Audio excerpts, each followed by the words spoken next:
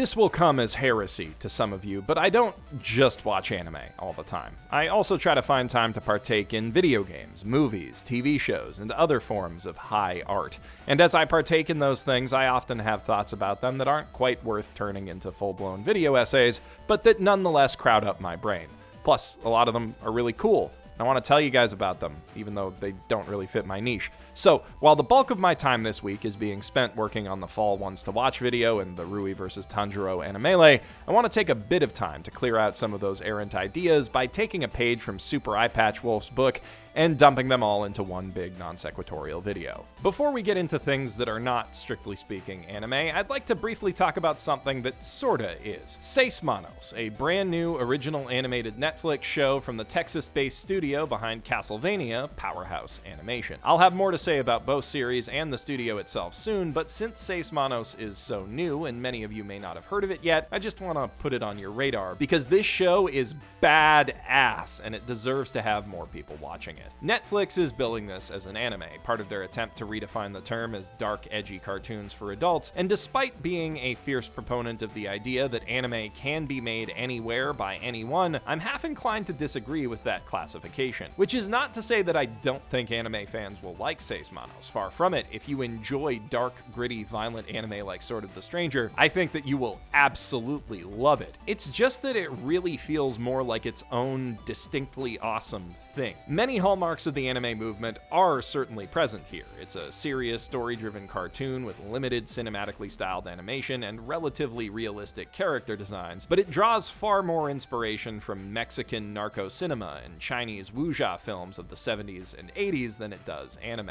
If I had to compare it to anything, I'd say that the resulting grindhouse melange feels like a bloody R-rated version of Jackie Chan Adventures. And not just because it's about a dysfunctional family of martial artists teaming up with government agents to fight a vast criminal enterprise with secret ties to the occult. This is one of the few animated shows out there that depicts the art of kung fu and the cinematic culture surrounding it authentically enough to entertain with its fight choreography alone. It's also legitimately scary in some moments, and since young Geoff was spooked by at least a few episodes of Jackie Chan Adventures way back in the day, that may also have informed the comparison in my mind. Seis Manos is a thrill to watch from beginning to end, and it offers a mix of cultural inspirations that you really can't find anywhere else. If you, like me, love martial arts, horror, and animation, or just one of those things, you do not want to miss this. Though be forewarned, it is brutally violent and not for the faint of heart or stomach. Speaking of brutal violence in anime-adjacent spaces, I've recently become addicted to a new Shonen Jump manga called Chainsaw Man, a series about a man made of chainsaws who uses those chainsaws to hunt demons at the behest of the Japanese government. As manga go, Chainsaw Man is one of the most vulgar, audacious, gore-soaked titles I've ever read. Its fights are gruesome, but also wildly creative, and its artwork is full of subtle visual detail. Tatsuki Fujimoto is undoubtedly one of the most impressive young artistic talents working in manga today. Chainsaw Man is also a laugh riot. The titular character, Denji, is motivated almost solely by his baser instincts. Having grown up on the streets with nothing to his name, he fights only for food, a warm bed, and his ultimate dream of kissing a girl and maybe touching a boob at some point in his life. The series mixes horror elements with zany slapstick and absurdist humor to great effect, and most importantly, it revived in my old jaded heart an appreciation for how funny it can be to watch a guy get hit in the balls. Fujimoto's last manga, Fire Punch, was a lot more subtle with its humor, which I think hurt it a lot.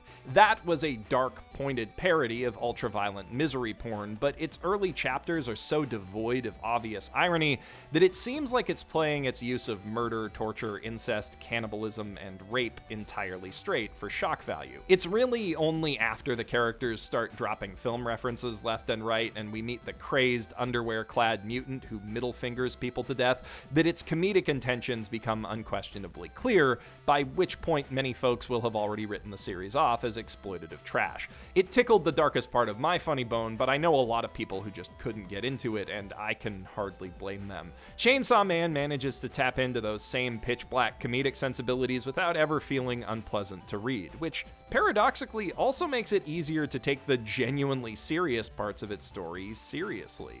Despite its madcap, irreverent tone, there's a sincere heart beating at the center of this series that makes it hard to put down. I've also had a hard time putting down Heaven's Vault, the first console game from indie developer Inkle, whose previous titles, 80 Days and the Sorcery series, rank among my favorite mobile games ever.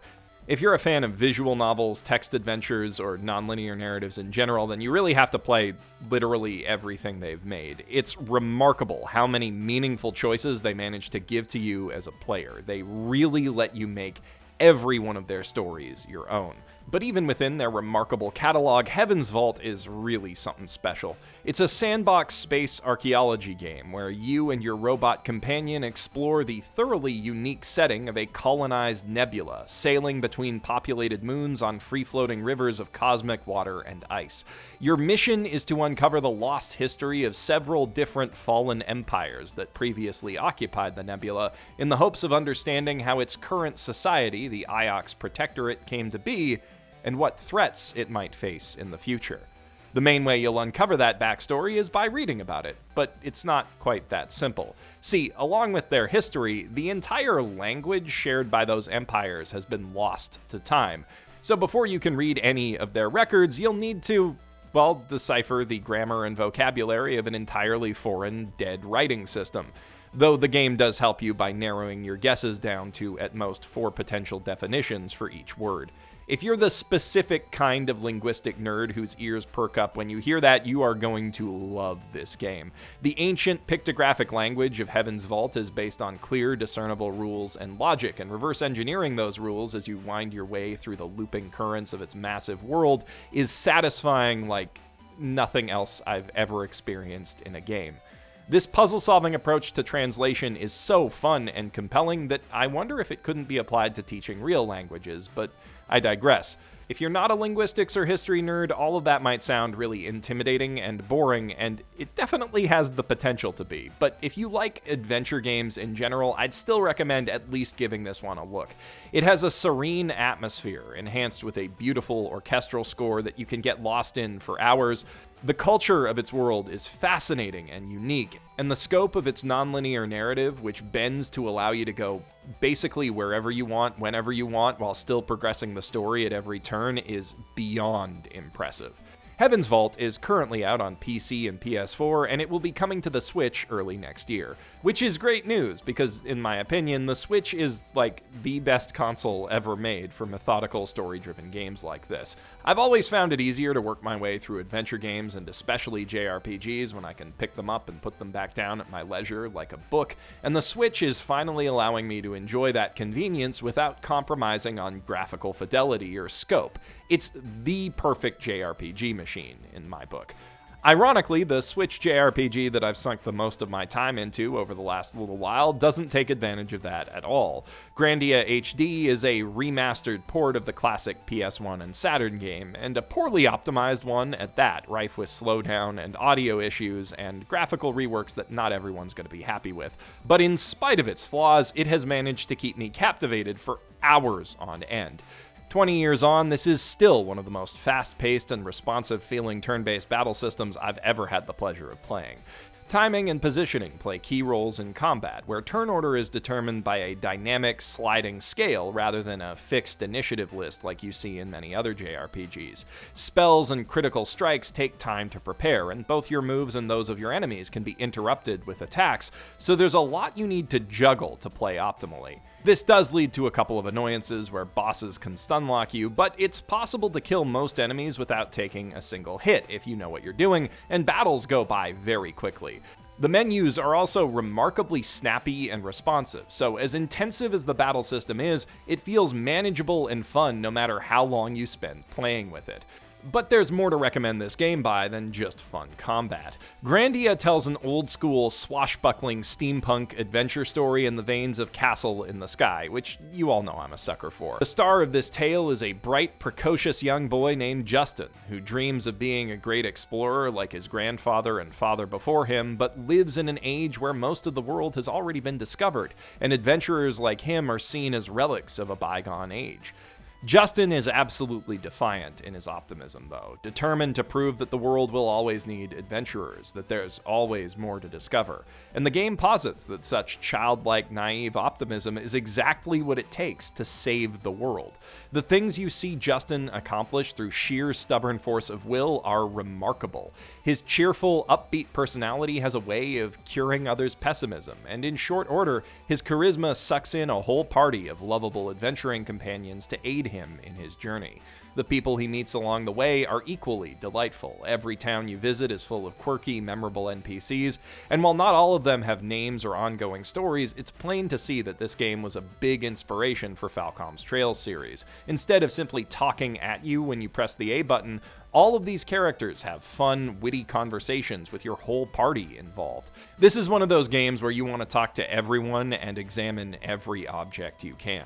Grandia's story is funny, uplifting, and at times incredibly moving, and the inclusion of Japanese voices in the HD collection removes a major barrier that prevented me from fully enjoying it when I tried previous English releases.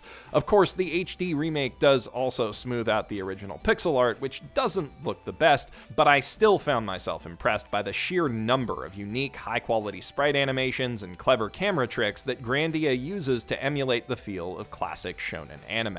Indeed, even with all of the advancements we've made in cell shading and 3D modeling, this game does a better job of making me feel like I'm playing an anime than most modern titles could ever hope to. And in a weird way, playing it makes me feel like I'm a kid again.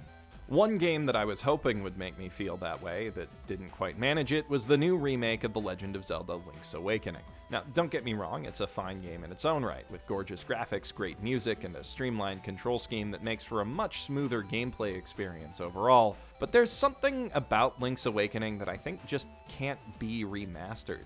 The original game was a product of its hardware. Everything about its design was built from the ground up with the Game Boy in mind, and its 256-screen world was pretty much as big as could be crammed into one of those tiny gray cartridges. It managed to feel expansive in spite of those limitations, whereas the remake uses a tilt-shifted, toy-like visual style to intentionally make it feel tinier. The game's story does reflect that limited scale. It's a tale of a fleeting, enchanting dream that, no matter how much you might enjoy it, has to come to an end eventually. And that end can only be reached through your actions. In a sense, it's the story of our relationship with every game we play, of that feeling of not wanting your adventure to end. But it feels especially poignant in such a contained, lovingly crafted title. Marin's heartfelt plea that Link never forget her reads almost like a plea from the designers to always remember their work and how it affected you. That story does still work in the remake, but it rings a little bit more hollow in a game with an artificially inflated pool of collectibles designed to pad out your playtime, and a new dungeon-making mode that's explicitly intended to allow the most hardcore players to keep playing perpetually if they want to. I don't know. I still think that the remake ranks among the best top-down Zelda games of all time. It just couldn't quite recapture the magic of the original for me. Even if it does have a new kind of magic all its own to make up for it. Those anime cutscenes are everything that young me ever dreamed of while looking at the original pixelated cutscenes on my Game Boy screen. And I am aware that didn't literally revitalize my lost childhood innocence isn't exactly a fair criticism.